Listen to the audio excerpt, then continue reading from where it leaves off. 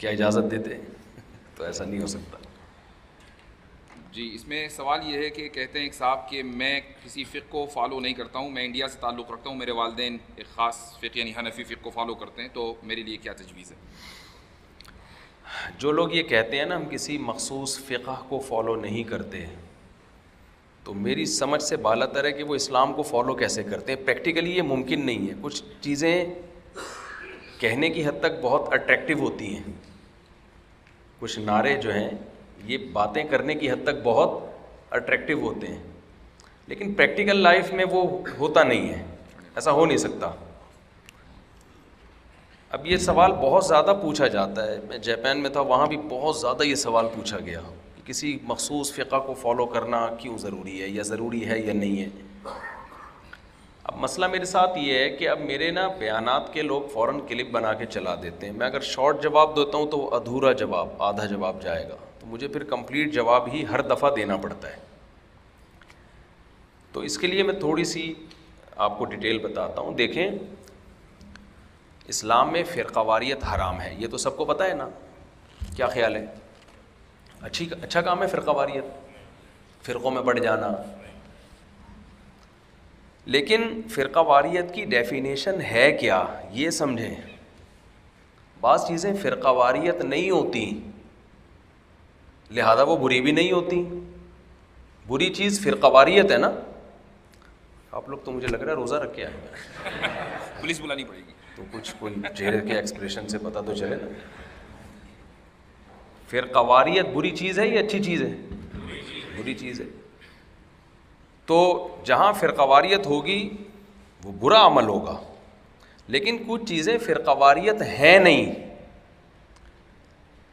تو ہوتا یہ ہے کہ جب کسی کو نیا فرقہ بنانا ہوتا ہے نا, نیا فرقہ جو کہ غلط کام ہے, تو وہ کیا کرتا ہے کہ کچھ چیزیں جو فرقے نہیں ہیں ان کو وہ فرقوں کا لقب دے کے برا بھلا قرار دینا شروع کر دیتا. میں اس کی مثال دوں, ہر چیز مثال سے سمجھ میں آتی. یہاں تو دودھ کی دکانیں دہی کی دکانیں نہیں ہوتی ہمارے یہاں. تو وہ تو نے دودھ بولا ہے کہ دہی. ابھی ہمارے محلے میں واقعہ ہوا, وہ بندہ دہی مانگ رہا تھا, اس نے دودھ پکڑا دیا. ایسے واقعات الحمدللہ ہوتے رہتے ہیں. تو پھر اس کو کہہ رہے تھے تو نے دودھ بولا تھا کہ دہی, تو اس کا اسٹائل ایسا تھا مجھے ذہن میں بیٹھ گیا. تو اس نے کہا دودھ بولا تھا, تو کہہ رہے دودھ بولا تھا. آخر میں جواب میں یہ کہتے. تو آپ نے کسی بھی شاپ پہ بہت زیادہ رش دیکھا کہ لوگ بہت آ رہے ہیں شاپ پہ, وہ دودھ کی دکان ہے, یہ لسی کی دکان ہے, بہت بک رہی ہے. ایک شخص کو اپنی نئی دکان کھولنی ہے. اب اس کو پہلے والی دکان بند کرانی پڑے گی. تو اب وہ یہ تو کہہ نہیں سکتا کہ دودھ کی خرید و فروخت حرام ہے. وہ کیا کہے گا کہ بھائی کرپشن کیا ہے, حرام ہے. ملاوٹ کیا ہے, حرام ہے. دیکھو ملاوٹ حرام ہے تو اس سے دودھ خریدنا حرام ہے.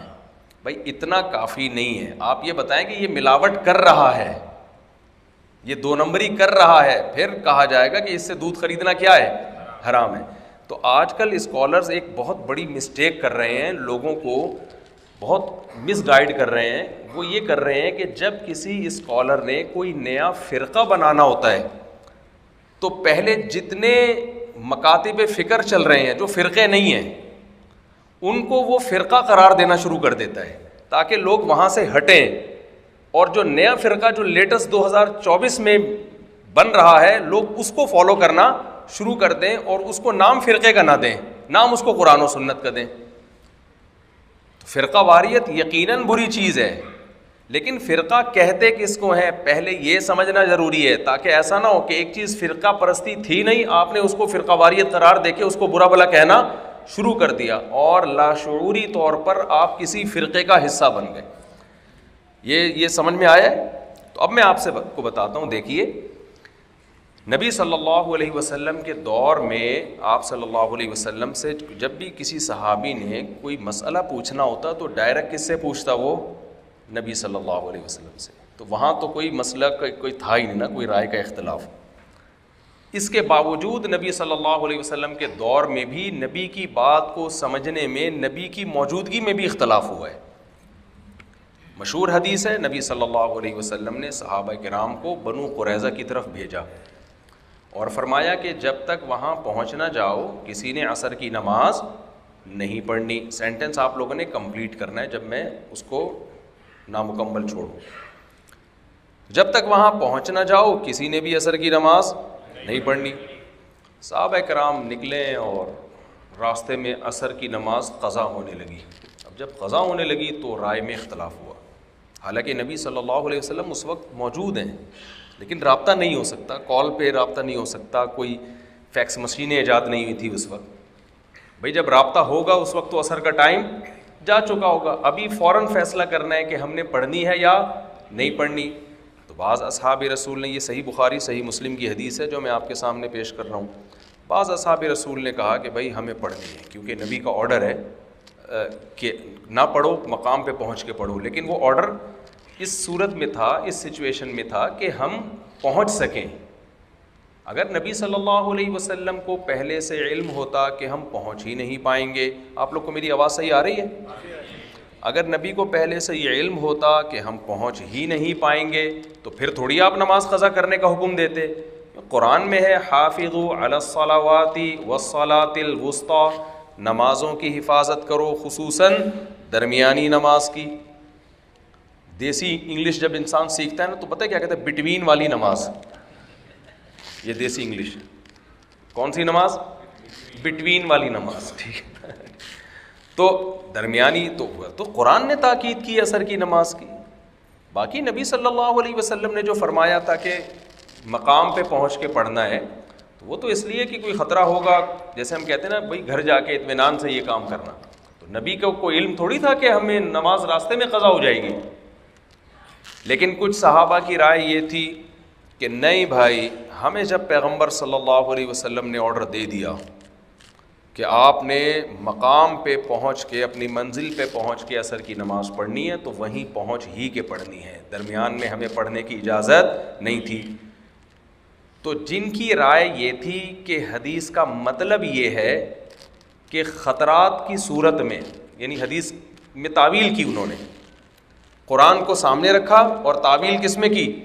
حدیث میں, کہ بھئی یہ حدیث علی الاطلاق نہیں ہے. تھوڑی گاڑی اردو ہے میری, اب علی الاطلاق پتہ نہیں آپ لوگ کے سمجھ میں آئے. یعنی اس میں کچھ شرطیں لگی ہوئی ہیں کہ بشرطے کہ عصر تک گھر پہنچ بھی سکو, پہنچ ہی نہیں سکے تو پھر تھوڑی ہے. تو ان صحابہ نے پڑھ لی. دوسرے اصحاب رسول نے کہا نہیں بھائی, جس قرآن نے ہمیں عصر کی نماز پڑھنے کا حکم دیا اسی قرآن نے ہمیں نبی کی اطاعت کا بھی حکم دیا ہے. یہی رائے تھی نا ان کی, انہوں نے نہیں پڑھی. تو کیا خیال ہے, دو فرقے بن گئے؟ بولو نا یار بھائی. کہ ایک فرقہ کہتا تھا کہ عصر پڑھنی چاہیے, ایک فرقہ کہتا ہے عصر نہیں پڑھنی چاہیے. دو فرقے بن گئے, اور 73 فرقوں میں ایک جنتی, تو ان دونوں میں ایک جنتی ایک جہنمی, یہ کہہ سکتے ہو آپ؟ اور اختلاف چھوٹا نہیں ہے, یہ بہت بڑا اختلاف ہے, کیونکہ اسلام میں نماز سے بڑھ کر کوئی عبادت نہیں ہے. پھر نماز میں یہ نہیں ہے کہ ہاتھ کانوں تک اٹھانے ہیں کہ نہیں اٹھانے, رفع الیدین کرنا ہے کہ نہیں کرنا, آمین زور سے یا آہستہ, کہتے سبھی ہیں, زور سے کہنی ہے کہ آہستہ. یہ بہت چھوٹا اختلاف ہے. اختلاف یہ ہو رہا ہے کہ پڑھنی ہے یا نہیں پڑھنی ہے. اور پھر پڑھنی ہے یا نہیں پڑھنی میں بھی نہیں کہ آپشنل ہے کہ پڑھ لیں تو ثواب, نہیں پڑھیں وہ کہہ رہے ہیں نہ پڑھنے میں زیادہ ثواب, وہ کہہ رہے ہیں پڑھنے میں نہ. اختلاف یہ کہ کہہ رہا ہے پڑھنا فرض ہے, دوسرا کہہ رہا ہے پڑھنا جائز نہیں ہے. اور تیسرا اختلاف بھی اس نماز کے بارے میں جس کی تاکید باقی چاروں نمازوں سے سب سے زیادہ ہے. تو اتنی سنگین نوعیت کا کسی فروعی مسئلے میں اختلاف اس سے بڑھ کر نہیں ہو سکتا. اس کے باوجود دو اپوزٹ رائے سامنے آئی ہیں. لیکن جب یہ لشکر نبی صلی اللہ علیہ وسلم کے پاس پہنچا ہے تو آپ نے کسی کو بھی ملامت نہیں کی. آپ نے اپنی خاموشی سے دونوں کو, کیونکہ نبی کی خاموشی یہ بھی تقریر ہے. مفتی یاسر صاحب سے آپ بعد میں پوچھ لیں, آپ کو حدیث کے اصول بتا دیں گے. نبی کوئی عمل دیکھ کے خاموش ہو جائیں تو یہ خاموشی اصل میں خاموشی نہیں ہوتی, کیونکہ نبی پر تو بیان واجب ہے نا. اگر غلط ہے تو آپ پر لازم تھا کہ آپ کہیں غلط. آپ کی خاموشی یہ اس نے بتا دیا کہ یہ دونوں کیا ہیں, ٹھیک. میں سمجھا پا رہا ہوں اپنی بات. اب ہوا یہ ہے کہ رسول اللہ صلی اللہ علیہ وسلم کے دور کے بعد بھی بہت سے لوگوں کے پاس حدیث پہنچی، کسی کے پاس ایک حدیث پہنچی، کسی کے پاس نہیں پہنچی، کسی کے پاس حدیثیں پہنچی لیکن ایک کی نظر میں اس کا مطلب کچھ اور ہے، دوسرے کی نظر میں اس کا مطلب کچھ اور ہے، تیسرے کی نظر میں اس کا مطلب کچھ اور ہے۔ تو صحابہ اور تابعین کے ابتدائی دور تک یہ سیٹ اپ اسی طرح چلتا رہا، لیکن اس میں جس کو جس مفتی پہ اعتماد ہوتا وہ اس سے مسئلہ جا کے پوچھ لیتا۔ اہل کوفہ عبداللہ بن مسعود سے مسئلے پوچھا کرتے تھے، اہل مکہ عبداللہ ابن عباس رضی اللہ عنہ سے پوچھا کرتے تھے۔ تو اس طرح سے سیٹ اپ چلتے چلتے پھر ہوا یہ کہ آپ کو معلوم ہے کہ جب کام پھیلتا ہے نا تو اس کو آرگنائز کرنا پڑتا ہے، اس کو ایسے بے لگام چھوڑا نہیں جاتا۔ تین چیزیں ہیں نا، قرآن ہے، حدیث ہے، اور قرآن اور حدیث سے جو اسلامی احکام نکالے گئے ہیں جس کو فقہ کہا جاتا ہے، ان تین چیزوں کا مجموعہ اسلام ہے۔ غلط بات تو نہیں کی میں نے اب تک؟ بھائی تین چیزیں ہیں نا، قرآن، حدیث، اور قرآن اور حدیث سے جو حلال و حرام کا جو یعنی جو آرڈرز ہیں قرآن میں، یہ جائز ہے، یہ ناجائز ہے، اس کو کیا کہا، اس کے لیے ٹرم ایجاد ہوئی ہے، اس کو کیا کہا جاتا ہے؟ فقہ۔ تو یہ تین چیزیں کیا کہلاتی ہیں؟ اسلام تو ان تین چیزوں کا مجموعہ ہے نا۔ تو اب ہوا یہ کہ قرآن کو بھی مرتب کیا گیا، حدیث کو بھی مرتب کیا گیا، فقہ کو بھی مرتب کیا گیا۔ اب حیرانگی اس پر ہوتی ہے کہ قرآن بھی نبی کے دور میں مرتب نہیں تھا، اس پر کسی کو اشکال نہیں ہوتا اور کوئی یہ نہیں کہتا کہ ہم وہ والا قرآن پڑھیں گے جو نبی کے دور میں تھا۔ یہ جو عثمانی ہے، مصحف عثمانی، یہ والا نہیں پڑھنا ہم نے، کیونکہ یہ تو عثمان نے مرتب کیا ہے۔ حدیث کے بارے میں کوئی یہ نہیں کہتا کہ ہم وہ والی حدیثیں لیں گے جو نبی کے دور میں تھیں۔ امام بخاری تو بہت بعد میں آئے ہیں، انہوں نے جو مدون کی ہیں، بخاری کی حدیثیں ہم نہیں پڑھیں گے، ہم تو وہ پڑھیں گے جو نبی کی ہیں۔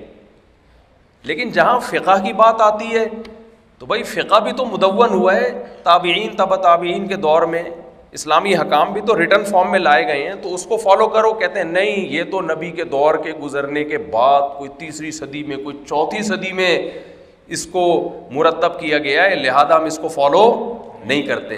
تو یہ عجیب سی بات ہے یا نہیں؟ اب میں بتاتا ہوں قرآن میں کیا ہوا۔ نبی صلی اللہ علیہ وسلم کے دور میں قرآن اس ترتیب پہ نہیں تھا جس ترتیب پہ آج ہم قرآن مجید کی تلاوت کرتے ہیں۔ یہ ترتیب ہے حضرت عثمان کی بنائی ہوئی۔ حضرت عثمان کے دور تک ایسا ہوتا تھا کہ سب کے پاس اپنے اپنے قرآن تھے، جس کو پشتو میں کہتے ہیں اخپل قرآن۔ نبی کے دور میں کسی نے بھی کوئی مصحف تیار کیا، کسی میں سورہ آل عمران پہلے آ رہی ہے تو سورہ مائدہ بعد میں آ رہی ہے، کسی میں سورہ مائدہ پہلے آ رہی ہے، کسی میں بعد میں آ رہی ہے، کسی میں تو کوئی صورتیں ہیں ہی نہیں، ان کو زبانی یاد ہے، انہوں نے کہا لکھنے کی ضرورت ہے ہی نہیں۔ جیسے عبداللہ بن مسعود رضی اللہ تعالیٰ عنہ کوفہ میں تھے، ان کے پاس جو قرآن تھا اس میں سورہ فلق اور سورہ ناس لکھی بھی نہیں تھی، انہوں نے کہا تو بچوں کو یاد ہوتی ہے، اس کو لکھنے کی کیا ضرورت ہے، اور کہا جاتا ہے سورہ فاتحہ بھی نہیں تھی اس میں۔ اب اگر اسی طرح سیٹ اپ چلتا رہتا نا تو بعد میں امت میں تلواریں چلتی ہیں۔ کیا خیال ہے بھائی؟ شروع میں تو یہ سیٹ اپ چلتا رہا بھائی سب۔ تو ہوا یہ کہ آذربائیجان جب فتح ہوا نا، رشیا کی جو ریاستیں تھیں، آزاد ریاستیں ہیں، آذربائیجان، حضرت حذیفہ بن یمان رضی اللہ تعالیٰ عنہ نے دیکھا کہ لوگوں میں قرآن مجید میں اختلاف پیدا ہونا شروع ہو گیا۔ ایک کہہ رہا ہے میرا والا قرآن یہ صحیح ہے، دوسرا کہہ رہا ہے میرا والا صحیح ہے، تیسرا کہہ رہا ہے میرا، حالانکہ سارے صحیح تھے، ترتیب کسی کی ادھر کسی کی ادھر۔ تو حضرت حذیفہ بن یمان، حضرت عثمان کا دور خلافت تھا، حضرت حذیفہ نے حضرت عثمان کو خط لکھا کہ حضرت یہ امت اسی طرح اختلاف کا شکار ہوگی جیسے یہود و نصارہ شکار ہو، آپ ان کو ایک قرآن پر جمع کریں، اس کو مرتب کریں، حکومتی سطح پہ اس کی ترتیب ہونی چاہیے، اور آفیشلی پھر وہی پوری دنیا میں رائج ہوگا۔ اس میں چند صحابہ کو اختلاف بھی ہوا، لیکن حضرت عثمان نے گن پوائنٹ پہ یہ کام کروایا ہے۔ گنیں نہیں تھی اس دور میں، تلوار پوائنٹ پہ آپ کہہ لیں، تیر پوائنٹ پہ آپ کہہ لیں۔ لوگ اس پہ بھی بنا لیتے ہیں، یہ دیکھو مولوی صاحب جھوٹ بول رہے ہیں، گن تو تھی نہیں۔ اب تو کراچی میں تو گن پوائنٹ بھی نہیں، بم پوائنٹ چل رہے ہیں۔ اب جو ہمارے ہاں کام ہو رہے ہیں وہ کس طرح ہو رہے ہیں؟ بم پوائنٹ پر۔ وہ اکثر میں شعر سناتا ہوں نا، کوئی پتھر سے نہ مارے میرے دیوانے کو۔ پہلے تو اصل تھا نا گانے میں، پرانے زمانے کے گانے کا شعر ہے، حسن حاضر ہے محبت کی سزا پانے کو، کوئی پتھر سے نہ مارے میرے دیوانے کو. تو کراچی میں اس کو چینج کر دیا گیا ہے. آج کل کی جو محبوبائیں ہیں وہ اتنا لفٹ نہیں کراتی عاشقوں کو, تو وہ کہتی ہیں کہ بھئی کوئی پتھر سے نہ مارے میرے دیوانے کو, بم کا زمانہ ہے اڑا دو سالے کو. ٹھیک ہے نا. تو اب کیا ہوا, حضرت عثمان رضی اللہ تعالیٰ عنہ نے کیا کیا بھائی کہ صحابہ کی ایک جماعت بلا کے یہ جو الحمد سے لے کے والناس تک آج ہم جس ترتیب پہ قرآن پڑھ رہے ہیں اس ترتیب پہ جمع کیا, اور اس کے علاوہ جس کے پاس نسخے تھے سب سے لے کے جلا دی, آگ لگا دی اس کو. اور اسلامی سلطنت بہت پھیل چکی تھی. کوفہ میں حضرت عبداللہ بن مسعود کے پاس بھی فوجیوں کو بھیجا کہ قرآن دو اپنا. حضرت عبداللہ بن مسعود نے کہا میں کیسے دے دوں, میں نے نبی کے دور میں لکھا ہے, میں نہیں دوں گا, چھپا لیا اس کو. تو پھر وہ حضرت علقمہ اور اسود کا دور جب آیا, حضرت عبداللہ بن مسعود کا انتقال ہوا, پھر جا کے وہ بھی ضبط کر لیا گیا. تو یہ جو پوری دنیا میں قرآن کے نسخوں کو آگ لگا کے جلایا اور ایک آفیشلی حکومت کی نگرانی میں نسخہ تیار کیا گیا, اور چونکہ یہ تیار حضرت عثمان نے کیا تو اس کا نام بھی کیا پڑ گیا, مصحف عثمانی. یہ میں بہت اہم ٹاپک بیان کر رہا ہوں آپ کو ہمیشہ کے لیے فرقہ واریت کے عذاب سے نکالنے کے لیے, یہ تاکہ آپ فرقہ واریت کا مطلب سمجھے. ورنہ یہ جو نئے نئے اسکالر آ رہے ہیں نا, یہ پتہ ہے کیا کر رہے ہیں, منجن پتہ ہے آپ لوگ کو. اب کل میں بیان میں کرتا سچی مچی جھوٹی موٹی, تو کسی نے کہا بھائی یہاں سچی مچی لوگ نہیں سمجھتے کیا, سچی مچی کیا ہوتا ہے. تو کیوں نہیں سمجھتے بھائی, اتنا تو سمجھنا چاہیے. تو منجن پتہ ہے, منجن کی اصطلاح پتہ ہے نا, نہیں اچھا یہ کسی کمپنی ہے مجھے لگ رہا ہے, میں نے کہا چلو فائدہ اٹھاؤ. اسی کو کہتے ہیں منجن بیچنا. آپ سمجھ میں آ گیا منجن کسے کہتے ہیں, اسی کو کہتے ہیں منجن بیچنا. اچھا. تو منجن فرقہ واریت کا منجن یعنی یہ ایک ایسا نعرہ ہے کہ اس کا منجن بکتا ہے, اور نئے اسکالر آ کے نیا فرقہ نکالتے ہیں, آپ کو پوری امت سے ہٹا دیتے ہیں کہ یہ جتنے اسکالرز گزرے ہیں یہ سب ان کو بیچاروں کو کچھ بھی نہیں پتا تھا, اصل میں ہم ہیں جو قرآن و سنت کو فالو کرتے ہیں. تو یہ منجن ہے. تو یہ اس لیے میرا یہ ٹاپک بہت امپورٹنٹ ہے, آپ اس کو بہت غور سے سنیے. تو اب کیا ہے, حضرت عثمان نے ایک مصحف مرتب کیا. تو اب اگر کوئی کہتا نہیں, کیونکہ یہ مصحف, پہلے میں آگے حدیث کی طرف آؤں پھر یہ اس بات کو آخر میں لے کر آؤں. اسی طرح نبی صلی اللہ علیہ وسلم کے دور میں حدیثیں مرتب نہیں تھیں, نہ سندوں کی بحثیں تھیں. یہ سیٹ اپ اسی طرح چلتا رہا. حضرت عمر بن عبدالعزیز کا دور آیا, انہوں نے خط لکھا. ابن شہاب زہری بہت بڑے محدث ہیں, ان کو خط لکھا, انظر ما کان من حدیث رسول اللہ صلی اللہ علیہ وسلم فاکتبہ فانی اخاف ضیاع العلم والعلماء او کما قال, کہ جتنی نبی کی حدیثیں ان کو ریٹن فارم میں لے کر آئیں, کیونکہ مجھے خطرہ ہے کہ یہ علم ضائع ہو جائے گا. اب تک تو خیر غالب ہے, جھوٹ کم ہے, لیکن کیا پتہ چلے گا کہ یہ حدیث ثابت بھی ہے یا نہیں ہے. تو سندوں کے ساتھ ان حدیثوں کو کس طرح لائیں, ریٹن فارم میں. یہ بھی آفیشلی کام شروع ہوا, اور اس پہ شروع میں کچھ لوگوں کو اشکال ہوا کہ بھئی یہ نبی کے دور میں تو اتنے اہتمام سے نہیں ہوا یہ کام. بھئی ضرورت نہیں تھی نبی کے دور میں نا, اس کی سادگی کا دور تھا, اتنا اسلام دنیا میں پھیلا نہیں تھا. پھر اس کو ریٹن فارم میں لایا گیا, اسماء الرجال کی بحثیں مرتب کی گئیں, اور ایک علم ہے جو باقاعدہ کئی سال اس پہ تخصصات ہوتے ہیں, پی ایچ ڈی ہوتا ہے اس علم میں. تو پھر حدیثیں ہمارے پاس ریٹن فارم میں آ گئی. اب جب حدیثیں ریٹن فارم میں آ گئیں تو امام بخاری نے جو حدیثوں کا مجموعہ تیار کیا اس کو صحیح بخاری کہا جاتا ہے, اور ان حدیثوں کو کیا کہا جاتا ہے, بخاری کی حدیث. صحیح ہے نا. تو کوئی یہ کہہ سکتا ہے کہ میں نبی کی حدیثوں کو لوں گا, بخاری کی حدیثوں کو نہیں لوں گا, تو یہ حماقت اور بیوقوفی ہے یا نہیں ہے. کوئی کہے میں محمدی مصحف کو لوں گا, مصحف عثمانی کو نہیں لوں گا, تو یہ حماقت اور بیوقوفی ہے یا نہیں ہے. تو اسی طرح یاد رکھو, قرآن و حدیث میں تیسرا سیٹ اپ آتا ہے, قرآن و حدیث کی ڈیپتھ میں جا کے مسائل اخذ کرنا, حلال حرام, جائز ناجائز, یہ مستحب ہے, یہ مکروہ ہے, یہ ناجائز ہے, طلاق اس طرح سے ہو جاتی ہے, اس طرح سے نہیں ہوتی, وراثت کے جو گہرے حکام ہیں. تو اس میں بھی شروع میں بڑی سادگی تھی, جس کو کوئی مسئلہ پوچھنا ہوتا وہ وقت کے مفتی کے پاس جا کے پوچھ لیتا. صحابہ زندہ تھے اور ان کی رائے پر اعتماد کرتا. لیکن یہ سیٹ اپ اس طرح چل نہیں سکتا تھا. اسلامی حکومتوں کو ریٹن فارم میں لا چاہیے تھا کہ نہیں چاہیے تھا. اب آپ جج پہ تھوڑی چھوڑ سکتے ہیں کہ جب کوئی مسئلہ آئے آپ کے پاس آپ قرآن و حدیث میں غور کر کے اپنی رائے قائم کریں. جج کے پاس سینکڑوں مسائل آتے ہیں. پھر ججز کا بھی شروع میں ایسا ہی تھا کہ جج خود قرآن و حدیث پہ غور کرتا تھا ڈائریکٹ.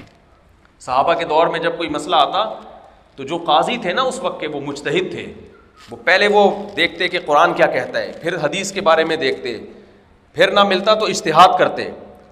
تو کیا یہ ہمیشہ کے لیے یہ سیٹ اپ چلایا جا سکتا تھا؟ بھائی ججز میں 1 نمبر بھی ہوتے ہیں, 2 نمبر بھی ہوتے ہیں, کس کی مینٹل لیول اتنا ہے یا نہیں ہے, کس کے پاس اتنی نالج ہے یا نہیں ہے. تو ایسے کبھی بھی دنیا میں حکومتیں نہیں چلتی, عوام بھی نہیں چل سکتی ایسے. اسی طرح عوام کو بھی یہ پرابلم. اب اس زمانے میں تو خیر غالب تھی, مخصوص مفتیان کرام تھے, مشہور فقہا تھے, لوگ ان سے جا کے مسئلہ پوچھ لیا کرتے تھے. بعد میں یہ سیٹ اپ اسی طرح سے چلتا, اگر چلتا رہتا تو پاکستان میں آپ کو پتہ ہے پتھر اٹھاؤ تو مفتی نکلتا ہے. ہر پیڑ, وہ کہتے ہیں نا, علامہ اقبال نے کہا تھا کہ ہر شاخ پہ الو بیٹھا ہے, انجام گلستان کیا ہوگا. کسی باغ میں ہر شاخ پہ تتلیاں بیٹھی بھی اچھی لگتی ہیں, اگر 1-2 الو بھی گھوم رہے ہوں تو بھی کوئی فرق, گارڈن سے اس کے حسن میں کوئی فرق نہیں آتا. لیکن اگر گارڈن کی, باغ کی ہر شاخ پہ ہی الو بیٹھا ہوا ہو تو وہ گارڈن رہے گا.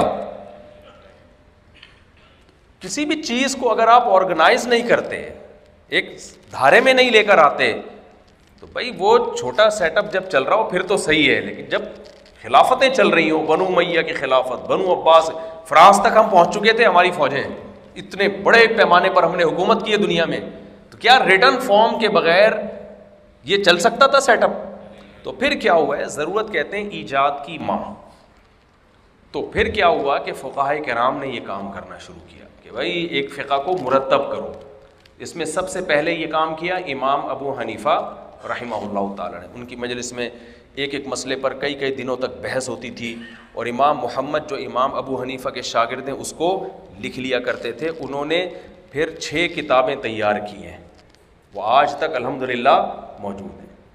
یہ کام ہو رہا ہے 1 صدی ہجری میں. امام حنیفہ کا شمار تابعین میں ہوتا ہے, اختلاف ہے تابعین میں تھے یا تبع تابعین, اول درجے کے تبع تابعین تو بہرحال تھے ہی. تو امام ابو حنیفہ اور ان کے شاگردوں نے مل کر کتابیں تیار کی, 6 کتابیں. دنیا میں سب سے زیادہ وہ مقبول ہوئی ہیں. امام مالک رحمہ اللہ تعالیٰ نے فقہ مرتب کیا مدینہ میں, وہ بھی امام ابو حنیفہ کے دور کے ہیں. انہوں نے جو فقہ مدون کیا, ان کے شاگردوں نے اس پہ کام کیا. اس فقہ کو کیا کہا جانے لگا؟ فقہ مالکی. سمجھنے کے نہیں سمجھ رہے؟ وہ زیادہ تر پھیلا افریقہ کی طرف. آج بھی آپ جائیں افریقہ میں زیادہ تر لوگ کیا ہیں؟ مالکی فقہ کو. تو امام مالک بھی تبع تابعین میں سے ہیں. امام شافعی جو امام ابو حنیفہ کے شاگرد ہیں, انہوں نے بھی اس پہ کام کیا. ان کا فقہ جو مرتب ہوا اس کا نام کیا تھا؟ الفقہ الشافعی. امام شافعی کے شاگرد ہیں امام احمد جو امام بخاری کے استاذ ہیں, انہوں نے بھی کام کیا اور ایک فقہ مرتب کیا, اس کا نام کیا ہے؟ الفقہ الحنبلی. میں سمجھا پا رہا ہوں؟ تو جب انہوں نے فقہ مرتب کیا, بہت سے مسائل تو ایسے تھے کہ چاروں کی رائے اس میں سیم. چاروں کی رائے کیا تھی؟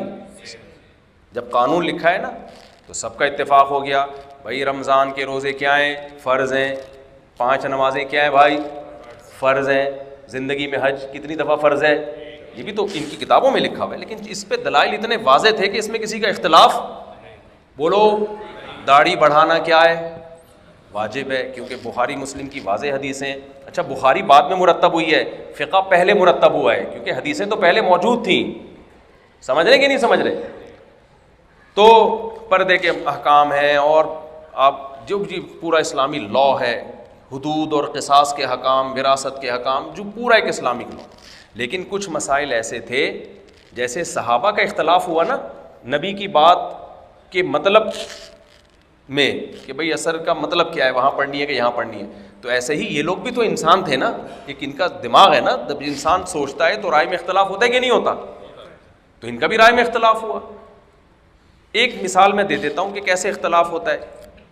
اب دیکھو, امام احمد ابن حنبل کی رائے ہے کہ بھائی اگر کسی مرد نے نا اپنی زوجہ کو ڈیورس دے دی اور 3 طلاقیں دے دی, تو عورت جو ہے شوہر کے گھر میں عدت نہیں گزارے گی اب, اور نہ عدت کا نان نفقہ کس کے ذمے ہے؟ شوہر کے ذمے.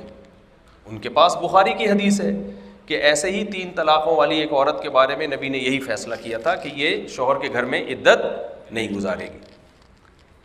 لیکن امام حنیفہ کہتے ہیں کہ بھئی قرآن مجید نے یہ کہا ہے کہ وہ کیا ہے, لا تخرجوہن من بیوتہن ولا یخرجن وللمطلقات متاع بالمعروف, کہ طلاق یافتہ عورت کے بارے میں تو قرآن کہہ رہا ہے کہ شوہر کے گھر میں عدت گزارے گی, اور عدت کے دوران نان نفقہ بھی کس کے ذمہ ہوگا؟ شوہر کے ذمہ ہوگا. تو اس میں تو قرآن نے یہ نہیں کہا کہ 1 طلاق ہو, 2 طلاق ہو, یا کتنی ہو, 3 طلاقیں ہوں. تو اس لیے انہوں نے اس کو اصل بنایا. اور وہ جو حدیث آتی ہے کہ جس میں 3 طلاق والی عورت کے لیے آپ نے فرمایا کہ شوہر کے گھر میں عدت نہیں گزارے گی, اس کو خاص کر دیا ان صحابیہ کے ساتھ. بھئی یہ اسپیسیفک ایک مخصوص واقعہ, یہ لا نہیں ہے, یہ قانون نہیں ہے. یہ خاتون کے ساتھ ایسا ہوا تھا جن کے بارے میں کہا جاتا ہے کہ ان کی زبان بہت تیز تھی, تو خطرہ تھا کہ شوہر کے گھر میں عدت گزاری تو دوبارہ جھگڑا ہوگا. سمجھ رہے ہیں کہ نہیں سمجھ رہے؟ تو دوبارہ جھگڑا ہو سکتا ہے. تو یہ لا نہیں ہے. لا وہ ہے جو کون بیان کر رہا ہے؟ قرآن. لیکن دلائل بہرحال دونوں طرف ہیں. حضرت عمر کے سامنے جب یہ حدیث آئی, حضرت عمر نے جب لا بنایا نا, تو انہوں نے یہ بنایا کہ ہر طلاق یافتہ کو نان نفقہ بھی ملے گا اور عدت شوہر کے گھر گزارے گی. تو کسی نے یہ حدیث پیش کر دی کہ نبی نے تو فلاں صحابیہ کے بارے میں یہ فیصلہ کیا ہے. تو حضرت عمر نے فرمایا لا ندع کتاب اللہ و سنت نبینا بقول امرأۃ لا ندری احفظت ام نسیت. ہم قرآن کے حکم اور نبی کا ایک عام جو فیصلہ ہے اس کو ایک عورت کی بات پر ہم ترک نہیں کر سکتے, کیونکہ یہ عورت جو حدیث بیان کر رہی ہیں عین ممکن ہے بیان کرنے میں ان سے غلطی ہو رہی ہو. غلطی کا مطلب یہ ان کے ساتھ خاص ہو اور انہوں نے ایک جنرلی ایک عام اصول بیان کر دیا ہو. تو یہ فقہا کے اصول ہوتے ہیں, سمجھتے ہیں؟ تو امام و حنیفہ کا اصول ہمیشہ سے یہ رہا ہے کہ قرآن اور حدیث میں ٹکراؤ ہوگا تو وہ قرآن کو سپیریئر کرتے ہیں اور حدیث میں تعویل کر دیتے ہیں. تعویل نہ ہو تو پھر حدیث کو چھوڑ ہی دیتے ہیں وہ. لیکن امام شافعی کا اصول, امام احمد کا اصول یہ ہے کہ بھئی جتنی ویلیو قرآن کو دینی چاہیے وہ اتنی ہی ویلیو خبر واحد کو دے رہے ہیں. اب یہ اصول قیامت تک حل نہیں ہو سکتا, دلائل سب کے پاس ہیں. تو نتیجہ کیا ہوا کہ بہت سارے مسائل میں اتفاق ہو گیا, کچھ مسائل میں اختلاف, پھر کچھ میں ایسا ہوا کہ 3 ایک طرف, ایک طرف, کچھ میں ایسا ہوا 2 ایک طرف, 2 ایک طرف. اب جب علماء کہتے ہیں کہ جب یہ چاروں فقہ مرتب ہو گئے, اور بھی ہوئے تھے لیکن وہ چلے نہیں, ان کو امت نے فالو نہیں کیا, ان میں جان نہیں ہوگی یا کوئی اللہ کی طرف سے مقبولیت نہیں ہوگی, یہ چاروں جو ہے صدیوں تک پھر دنیا میں اسلامی قانون کا حصہ رہے ہیں. آدھی سے زیادہ دنیا پر فقہ حنفی کی حکومت رہی ہے. اسلامک لا کس فقہ کے تحت چلتا تھا بولیں؟ یعنی بنو عباس کی جو خلافت تھی وہ بھی فقہ حنفی رائج تھا اس میں زیادہ, اور ترک تو خلافت عثمانیہ ٹوٹلی تھی کیا, وہ احناف نے حکومت کی. بہت سارے علاقوں میں, ملیشیا میں جب جو فقہ رائج رہا ہے ہمیشہ سے صدیوں سے, وہ کون سا فقہ رائج رہا؟ الفقہ الشافعی. انڈونیشیا ملیشیا میں آپ جائیں گے آپ کو سارے 99.9% کون ملے گا؟ فقہ شافعی ملیں گے. برحق فقہ ہے کیونکہ اس کی اصل بھی قرآن اور سنت ہے. آپ جائیں گے سعودی عرب میں تو وہاں کون سا فقہ رائج ہے؟ الفقہ الحنبلی.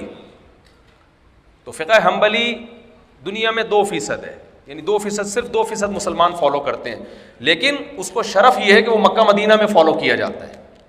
میجورٹی فقہ شافعی ہمیشہ فقہ حنفی کو فالو کرتی رہی ہے, پھر 30% فقہ شافعی کو, 17% فقہ مالکیہ کو, اور 2% فقہ حنبلی. تو اب جب علماء نے کہا کہ جب یہ فقہ مرتب ہو گئے اور صدیوں سے یہ چلے آ رہے ہیں, تو اب عوام کا کام یہ ہے کہ مسائل میں نئی تحقیق ان مسائل میں تو کرے جو مسائل نئے ہوں. اب اسلامک بینکنگ تو نیا مسئلہ تھا نا, اس میں تو نہیں ہم دیکھ سکتے فقہ شافعی کیا کہتا ہے, فقہ حنبلی, بھائی یہ تو کیا ایک بالکل نئی چیز ہے.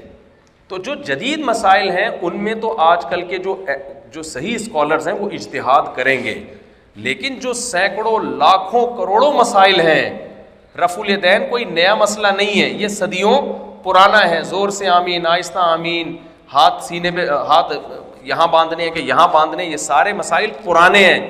علماء نے یہ فتویٰ دیا جب یہ فقہ مرتب ہو گئے, دنیا میں رائج ہو گئے, کہ بھئی جیسے اب مصحف عثمانی ہی کو فالو کیا جائے گا, کوئی نیا مصحف مارکیٹ میں لانے کی ضرورت نہیں ہے. لائے گا اس کے ناجائز ہونے کا فتویٰ دیا جائے گا, چاہے وہ حدیث سے ثابت ہی کیوں نہ ہو. حدیث سے تو ثابت ہے نبی صلی اللہ علیہ وسلم نے سورہ بقرہ کے بعد سورہ مائدہ کی تلاوت کی, اس کے بعد سورہ آل عمران کی تلاوت کی ہے, ترتیب ایسے کی ہے. لیکن قرآن اس طرح نہیں لکھا گیا. قرآن میں سورہ آل عمران پہلے ہے اور مائدہ بعد میں ہے. حالانکہ بخاری میں اس کے اگینسٹ ہے جو نبی نے تلاوت کی ہے, ایک روایت ہمیں ملتی ہے. لیکن بھائی جب ایک اجماعی ایک چیز اجماع ہو گیا ہے تو اب آپ سوائے اس کے کہ لوگوں میں کنفیوژن پیدا کریں اور کچھ بھی حاصل نہیں ہوگا, چاہے آپ بخاری سے ہی دلیل لے رہے ہوں. تو اسی طرح یاد رکھیں جب حدیثیں مرتب ہو گئیں تو اب جو مرتب شدہ حدیثیں انہی کو فالو کیا جائے گا. تو جب قرآن و سنت سے مسائل نکال لیے گئے اور پھر وہ رائج ہو گئے امت میں اور اس پہ فتویٰ دے دیا گیا, تو جو بھی کسی فقہ کا مفتہ بھی قول ہے, یعنی مفتہ بھی کا مطلب فقہ میں اقوال تو بہت ملتے ہیں, یہ بھی رائے یہ بھی رائے, لیکن فتویٰ کس پہ دیا گیا ہے, کس کو فقہ کا حصہ بنایا گیا ہے. تو اب جب وہ چل گیا ہے نا تو پھر اب وہاں سے نکلیں گے تو امت ٹوٹتی چلی جائے گی, امت جڑے گی نہیں. سمجھ میں آ رہی بات؟ تو اس لیے سب علماء نے فتویٰ دیا کہ اب آپ پر لازم ہے کہ انہی چاروں فقہ میں سے کسی ایک کو پراپر فالو کریں اور باقی تینوں کو بھی آپ برحق سمجھیں. تو یہ ایک ایسا پیکج علماء نے دیا کہ اس سے اچھا پیکج کوئی ہو نہیں سکتا. اس کے علاوہ بہت سارے پیکج اور ہیں. ایک یہ کہ ہم چاروں میں جس کو چاہیں جب چاہیں فالو کریں. یہ کہنے میں بہت اچھا ہے, پریکٹیکل لائف میں یہ ممکن نہیں ہے. اس سے شہوت پرستی کا, خواہشات نفسانیہ کا دروازہ کھلتا ہے. میں ایک مثال دیتا ہوں. آپ کا کیا ہوا کہ آپ نے وضو کیا, آپ کی باڈی سے بلڈ نکلا. امام شافعی کہتے ہیں خون نکلنے سے وضو نہیں ٹوٹتا. آپ نے کہا چونکہ خون نکلا ہے تو میں اس مسئلے میں امام شافعی کی رائے کو فالو کرتا ہوں, وہ بھی تو قرآن و حدیث سے ہی. اس کے بعد کیا ہوا, آپ کی بچی آئی, آپ نے اس کے پیشانی پہ پیار کیا.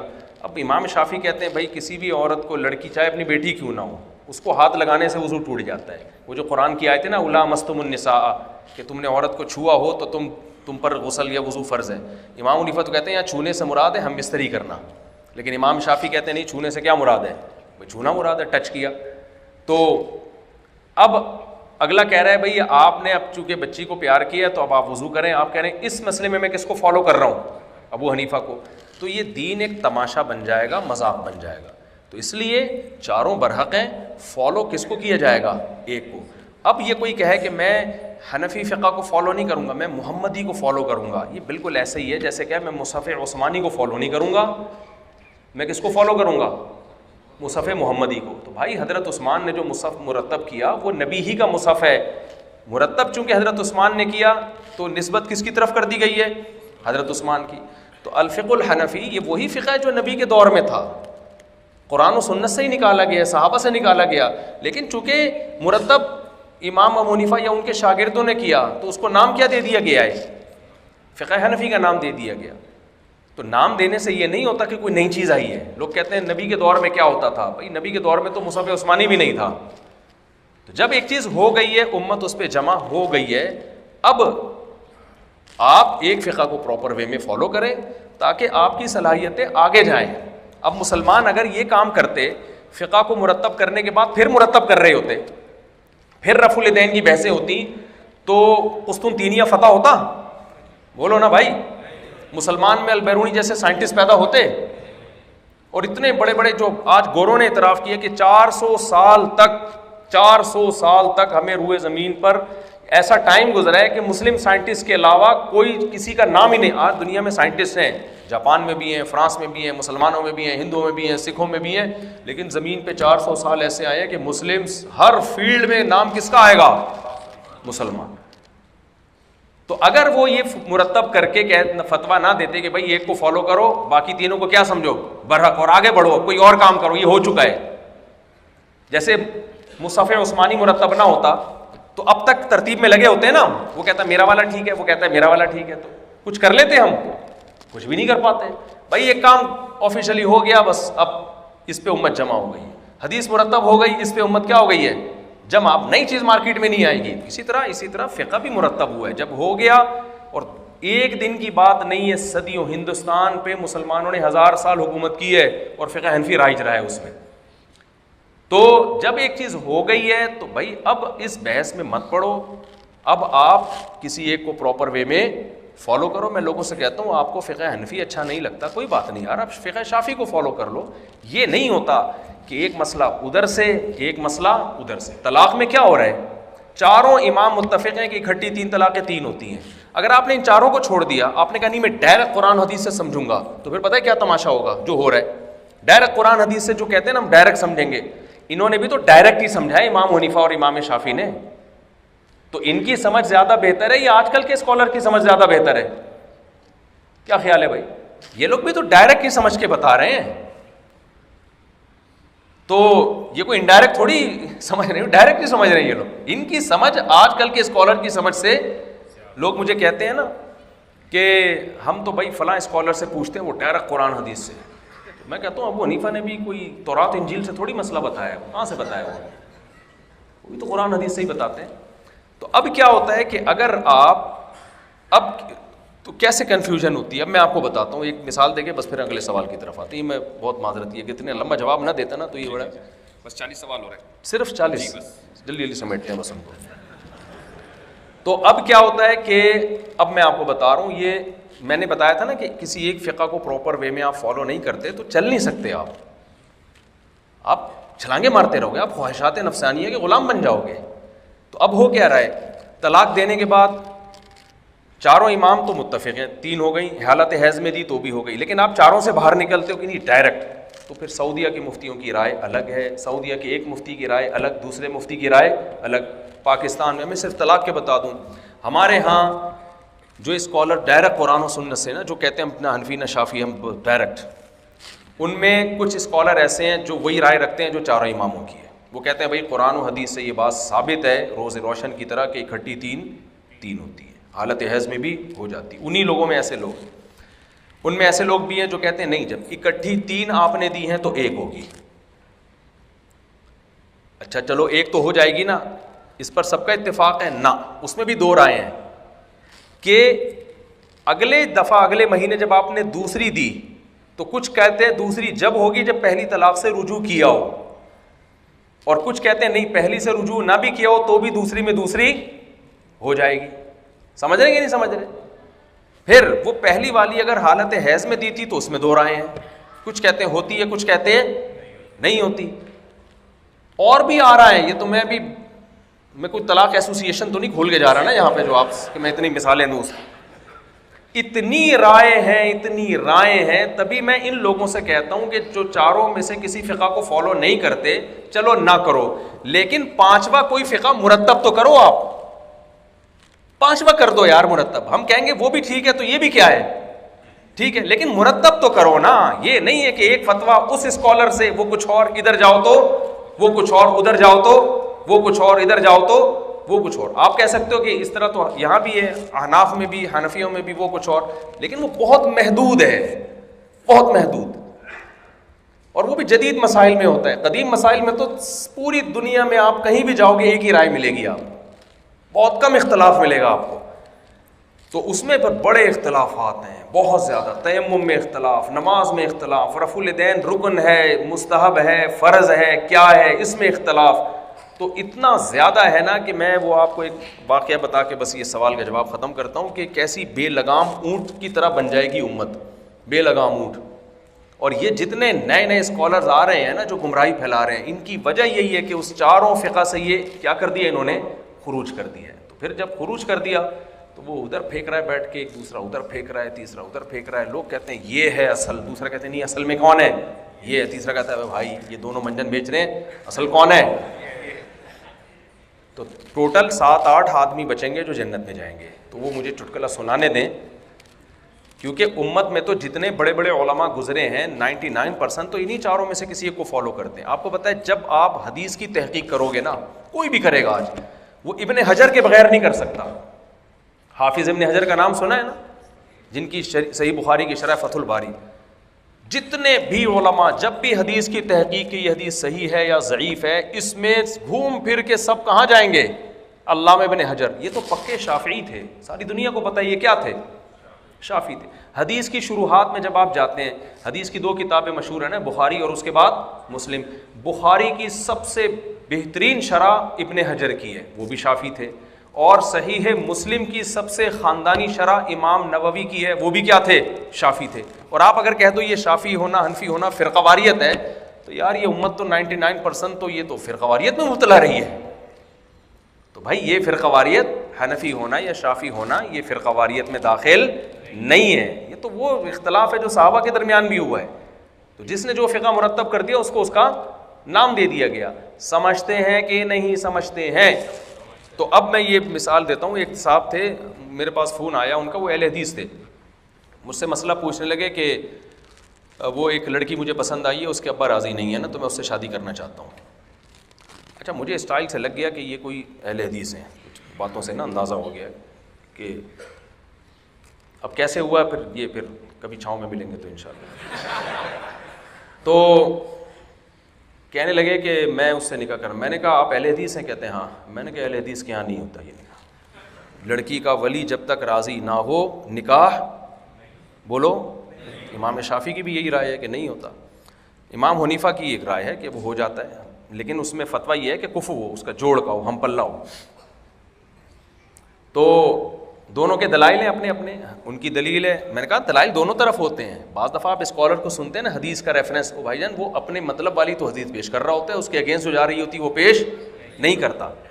جیسے لا نکاح الا بولی ہے، حدیث ہے کہ ولی کے بغیر نکاح نہیں ہوتا. تو ہمارے پاس بھی تو حدیث ہے، بخاری کی حدیث ہے. ایک صحابیہ نبی کے پاس آئیں کہ یا رسول اللہ آپ مجھ سے نکاح کر لیں. تو آپ نے تو نہیں پوچھا کہ آپ کے ابا راضی ہیں کہ نہیں. پھر ایک صحابی نے کہا میرا نکاح کرا دیں. آپ نے فرمایا چلو ان کا نکاح کرا دیا. تو وہ بغیر ولی کے ہو رہا ہے. تو وہ یہ لوگ اس میں تعویل کرتے ہیں. تو بھائی آپ اس میں تعویل کرتے ہو تو ہم اس حدیث میں تعویل کرتے ہیں، وہاں ولی کا کیا مطلب ہے. اور پھر قرآن سے بھی ہم استدلال کرتے ہیں. تو ہر ایک کا اپنا اپنا استدلال ہے. اب ہم دوبارہ سے ہی مناظرے شروع کر دیں، بحثیں، تو وہ تو وہی کام جو 1200 سال پہلے ہوئے، امت وہی دوبارہ شروع کر دے گی. تو پھر آگے کہاں بڑھیں گے ہم؟ وہ میں بتا رہا تھا نا، امت اگر وہی رفع الیدین پہ جھگڑ رہی ہوتی تو اتنے ملکوں کو فتح کرتی کیا؟ اتنے بڑے بڑے سائنٹسٹ پیدا ہوتے، ترکی بھی فتح نہیں ہوتا، اور یورپ تک ہماری، اسپین میں ہماری خلافتیں قائم نہ ہوتی. ہم تو وہی بس لڑ رہے ہوتے ایک دوسرے سے نا، کہ وہ نا آمین کا مسئلہ اب تک حل ہونے کا تھا. بالکل ایسے جیسے ان صحابہ میں جب اختلاف ہوا نا کہ عصر کی نماز یہاں پڑھنی ہے یا قضا کرنی ہے، انہوں نے سوچا کہ اب رائے میں اختلاف ہوا، تھوڑی دیر بحث کی ہوگی انہوں نے، اس کے بعد انہوں نے کہا جس کو سمجھ میں آ رہا ہے پڑھ لے، جس کو نہیں آ رہا وہ نہیں پڑھے. یہ نہیں کہ اب ہم یہیں بیٹھ کے اس پہ مناظرہ کریں گے.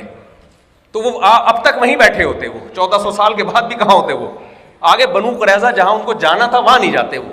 تو یہ نئے نئے اسکالر جو قرآن و سنت کا لیبل لگا کر آپ کو فقہ سے ہٹا رہے ہیں، فقہا سے، یہ آپ کو دوبارہ اسی جنگ میں جھونک رہے ہیں جو ہم 1200-1300 سال پہلے نمٹا چکے ہیں. تو یہ اچھا کام نہیں، امت میں جوڑ نہیں رہے ہیں، یہ امت کو جوڑ کے نام پہ توڑ رہے ہیں. سمجھتے ہو کہ نہیں سمجھتے؟ تو میں کیا واقعہ بتا رہا تھا. ہاں، تو انہوں نے مجھے فون کیا کہ بھائی وہ لڑکی کے ابا راضی نہیں ہے. میں نے کہا آپ اہل حدیث ہیں؟ کہہ رہے ہاں. میں نے کہا اہل حدیث کے یہاں نہیں ہوتا نکاح. کہہ رہے میں کسی مسلک کو، فقہ شقہ کو فرقہ نہیں، وہ یہ قرآن حدیث بتاؤ. میں نے کہا آج تک آپ مسائل اہل حدیث سے پوچھتے رہے. انہیں کہہ رہے ہاں. تو میں نے کہا آپ اس لیے پوچھتے تھے کہ آپ کا خیال یہ تھا کہ وہ مسائل قرآن و سنت کی روشنی میں بتاتے ہیں اور ہم لوگ مقلد ہیں، ابو حنیفہ کے اندھے اور جاہل ہیں، اور قرآن و حدیث پر ابو حنیفہ کے اقوال کو ترجیح دیتے ہیں، اور گالی مسجد میں اور بھی کچھ گالیاں جو میں مسجد میں دے نہیں سکتا جو ہم کو پڑتی ہیں. یہ اندھے ہیں اور ان کی آنکھوں پہ تقلید کی پٹی اور پتہ نہیں کیا کیا. میں نے کہا اب تک تو آپ یہ کہتے رہے، تو اب آپ قرآن حدیث کی روشنی میں مجھ سے کیوں پوچھ رہے ہو؟ کہنے بھائی آپ مجھے ٹو دا پوائنٹ بات کرو، قرآن و سنت کی. سمجھ آ گیا؟ میں نے اس کو جواب نہیں دیا. میں نے کہا آپ اہل حدیث سے ہی پوچھ رہے مسئلہ. تو یہ دین کیا بن جائے گا؟ تماشا بن جائے گا. تو تماشا نہ بناؤ. جب ایک فقہ مرتب ہوگی، ہاں علماء کی رائے ہی بعض دفعہ فیصلہ کرتی ہے کہ اس میں ہمیں دوسرے فقہ کو فالو کرنا ہے. جیسے اسلامک بینکنگ میں کچھ مسائل ہم نے ضرورت کی وجہ سے امام مالک کے فقہ سے لیے ہیں. سمجھتے ہیں کہ نہیں سمجھتے؟ اس کے بغیر چل نہیں سکتے تھے. اسی طرح کسی عورت کا شوہر گم ہو جائے تو بقیہ فقہا کے ہاں بس وہ انتظار ہی کرے گی، اور صحابہ سے ہمیں ثبوت ملتا ہے کہ ساری زندگی انتظار کرے گی، کیونکہ زندہ ہے نا، یقین تھوڑی ہے مر گیا ہے. تو کیسے اس کسی کی بیوی کسی اور کو پکڑا دیں بھائی. لیکن جب یہ بہت ہونے لگا، ہندوستان میں بلوا ہونے لگا، تو حضرت مولانا اشرف علی تھانوی رحمۃ اللہ نے تحریک چلائی کہ بھائی اس میں ہمیں فقہ مالکیہ کے قول کو لینا چاہیے. تو جہاں علماء ضرورت محسوس کرتے ہیں تو فقہ مالکیہ میں یہ کہ 4 سال انتظار کرے گی، اس کے بعد اس کا نکاح قاضی جج ختم کر سکتا ہے.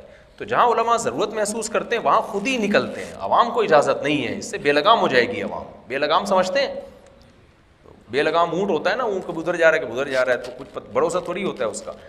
تو علماء خود اتنے فنڈامنٹلسٹ علماء نہیں ہے جتنا آپ علماء کو سمجھتے ہو. اب حج کے مسائل میں, حج میں ایک کراؤڈ ہوتا ہے تو وہاں بھی ہم خود فتویٰ دے دیتے ہیں کہ بھئی یہاں امام شافعی کا قول لے لیا جائے, مجبوری ہے, تو وہ نہیں, وہ اس پہ فتویٰ دیا جا سکتا. تو جہاں ضرورت ہوتی ہے علماء خود فتویٰ دیتے ہیں, علماء کی ٹیم بیٹھتی ہے, پینل بیٹھتا ہے, بہت آپس میں. ایسا نہیں ہوتا کوئی مفتی اٹھے اور فتویٰ دے دے, اس کی اجازت نہیں ہے. باقاعدہ اس پہ اجلاس ہوتے ہیں, بہت بحثیں ہوتی ہیں, اس کے بعد پھر اس پہ فتویٰ دیا جاتا ہے. تو یہ جواب سمجھ میں آ گیا کہ نہیں آ گیا؟